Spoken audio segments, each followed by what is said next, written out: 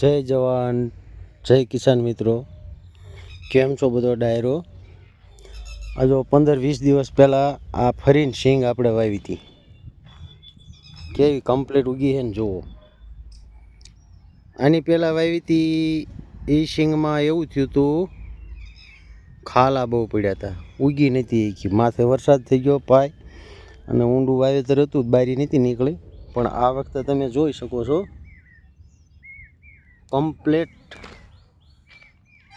એક જ ધારી સિંગ ઉગી ગઈ છે જુઓ, અને જોરથી નીકળી છે. બધાય સાસ જોઈ જુઓ તમે, કારણ કે આ વરસાદના પાણી ઉગી હતી. ઓલી પાયું હતું, પાયા પછી એની માથે વરસાદ થઈ ગયો એટલે ખાલા પડી ગયા હતા. આવા ખાલા હતા મોટા મોટા, પણ આ વખતે કમ્પ્લેટ ઉગી છે. આ જૂના ચાસ છે આવડા. આ રહ્યું કાંકરિયાટ જમીન છે એટલે આમાં કમ્પ્લેટ ઉગી હતી આટલા ચાસ. અને ઓલું થોડીક જમીન એવી છે અને ઊંડી વાવી અને જુવાર કાઢી તરત વાવી દીધી હતી. એટલે ગમે એમ થયું હોય, જમીન કઠણ થઈ પાછળથી વરસાદ થયો પાયા ઉપર, તો એવું થયું હતું. આમાં જુઓ તમે, સિંગને એવું નક્કી થયું કાંકરિયાટ જમીન હોય એટલે એને વધારે પસંદ આવે છે અને એમાં માલે પણ સારો બને છે. આ ગુજરાત 20 નંબર મગફળી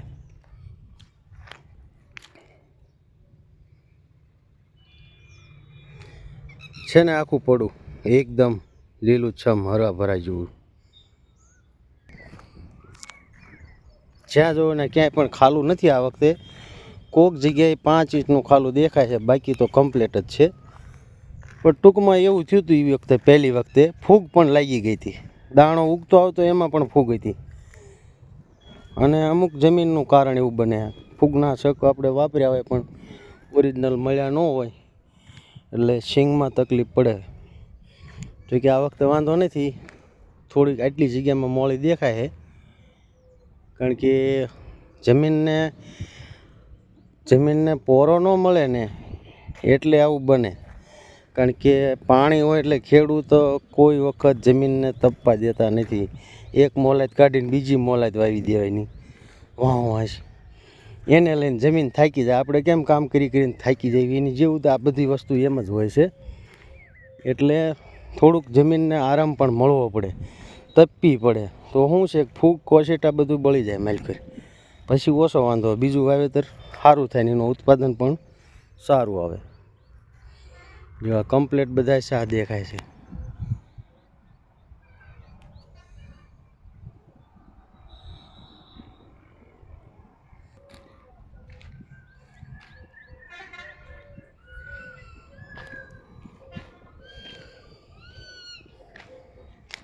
આ બધું નવું વાવેતર બીજી વાર.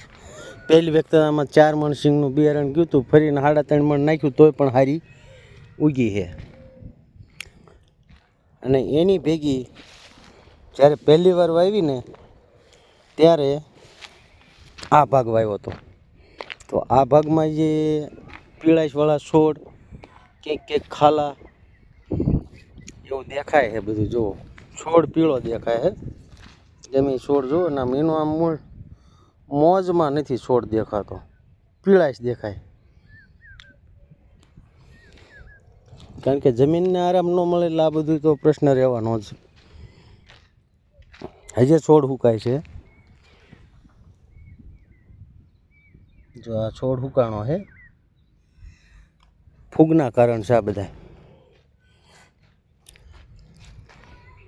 અને એક કોર જો આ વરસાદ હુવાણ કરે, જો આ વાદળ કેવું ચડે છે, કાળું ડિબાંગ વાદળ છે પણ વરસાદ આવતો નથી.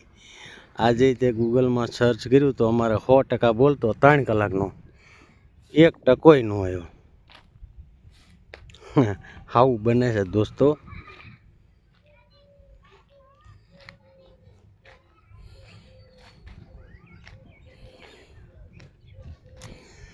બે સિંગમાં મારો અંદાજ એમ કે ઓલી બાજુનો જે ઘેરો રહ્યો આગળનો, આપણે આ જોયો પહેલાં આ સાઈડમાં રહ્યો, આ શેઢાની ઉપરનો, એ આની કરતાં ત્યારે સારો દેખાય છે.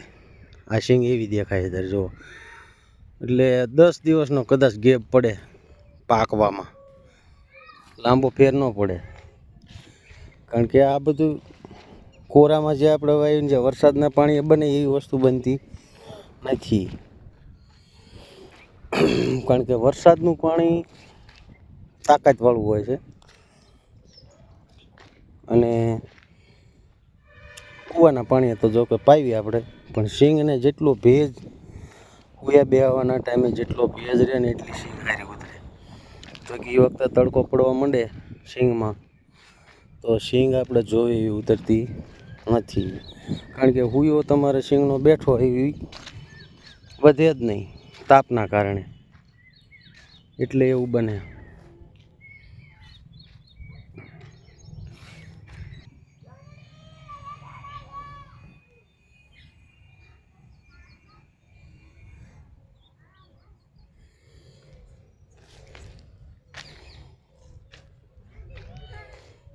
મસ્ત હવામાન બન્યું છે અત્યારે, જોકે આખો દી તો તાપ પડે છે, વાદળ થાય છે, આવતું નથી.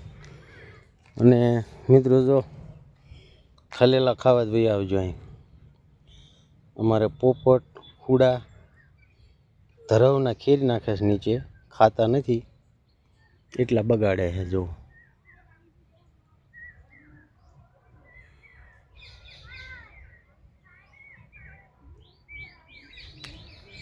આ ખાલેલામાં એક ખાસિયત એવી છે, ગળ્યા તો જોકે છે જ, પણ આમાં બી નથી નીકળતા. એક ખાસ જોવાનું, બિયારણ હોતું જ નથી માલકર.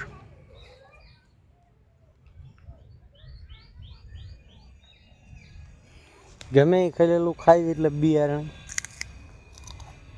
બીને ઉપાડી જ નહીં કરવાનું, સીધું ખાઈ જ જવાનું.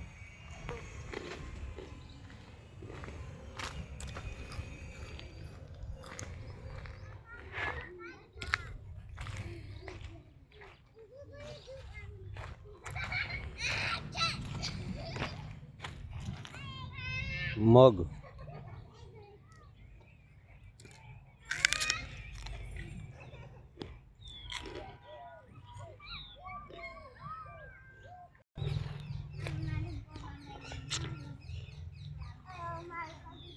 કાં પૂરી બા ટકો. હા આ ટકો ક્યારે મોટો થઈ જાય? છોટલો લેવું.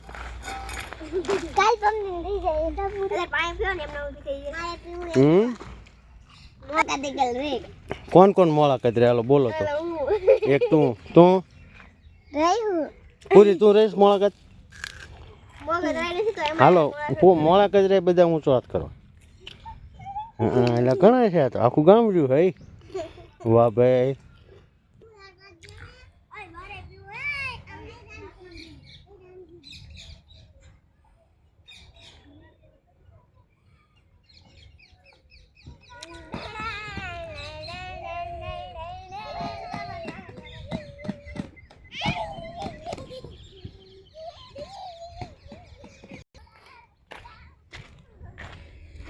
નીંદામણ ચાલુ છે, કારણ કે વરસાદ ન હોય એટલે નીંદવું હોય એટલે નીંદી જાય.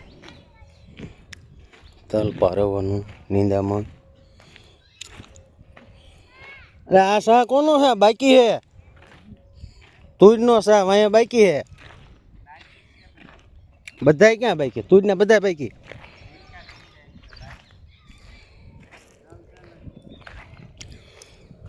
હા અમુક તો બેઠા બેઠા નીંદી ખૂંદી નાખવાનું. હા તોય જ નાખશે આપણું, હાઈથી ને અડવા દે. સાલ કીધું તો લેતો આવત. તમને ખબર ન હોય અત્યારે પડામાં હોય આપણે સા લઈ જાય. મને આને ભાઈ એમ કીધું કે હું નીંદું છું, એમ કેવું હોય ને એમાં બધા નીંદવી છે એમ.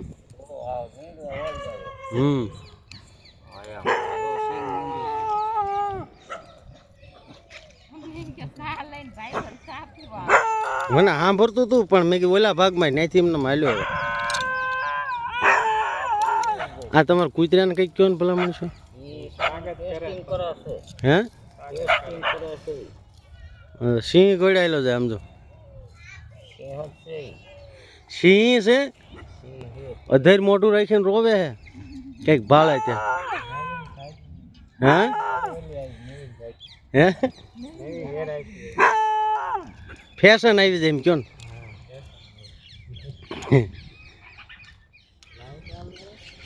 નહીં હા એમ જ બગડાય હમ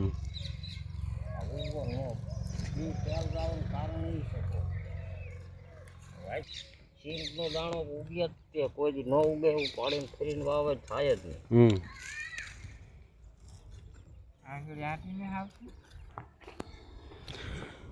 જય જવાન જય કિસાન મિત્રો, જય હિન્દ. વિડીયો કેવો લાગ્યો કમેન્ટ કરીને બતાવજો.